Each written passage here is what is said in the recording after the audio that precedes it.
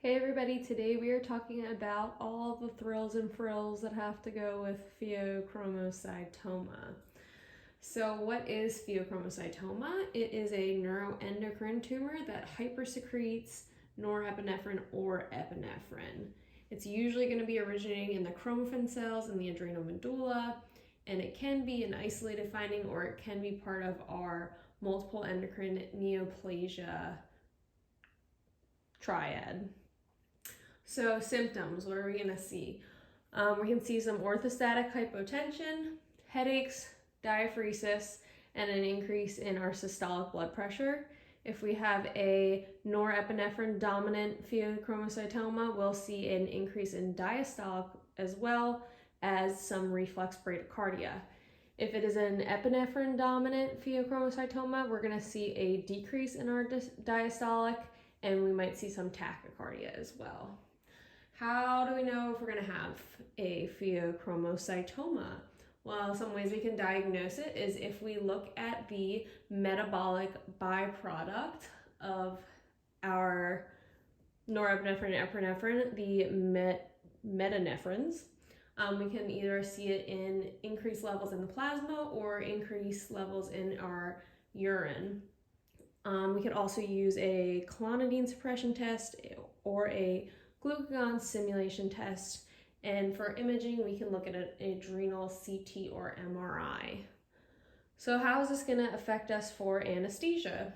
Pre-op, we're going to be looking at our medications. They should be on some phenoxybenzamine, PO, in the weeks leading up to surgery, and we're going to make sure we have transition to our IV phentolamine. If needed, we're also going to need some beta blockers or even some metyrosine if we are still hypertensive. We're going to want some IV fluids to treat our hypovolemia. We're going to need it probably to set up an A-line pre-op because we're going to need beat-to-beat monitoring. And then any other sort of monitoring, we're going to want to look at 12 lead and echo, looking at our comorbidities, things like that.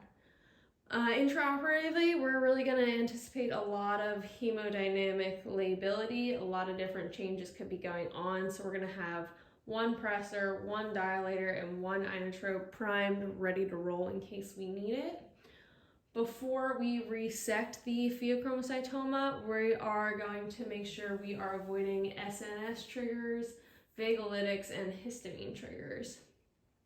After we pull that sucker out, we could see some hypotension or hypoglycemia. So we're gonna wanna have for the hypoglycemia some D5NS or D5LR, or even some D50 if we need it.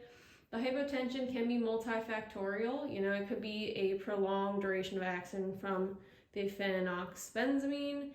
It could be the sudden cutoff of catecholamines, or because we have a low intravascular volume. So you really just gotta be ready for whatever comes at you. Post-op, we're going to want to head to the ICU. We're going to need Q1 to 2 hour blood glucose checks, and then we're going to keep an eye on our blood pressure monitoring. We talked about it's going to be a rocky road intraoperatively, but we could anticipate some post-op hypertension. This could either be because the tumor wasn't completely resected, or there could be some damage to our kidneys intraoperatively, and they could have set off our renin-angiotensin aldosterone system. So that's the lowdown on the pheochromocytoma.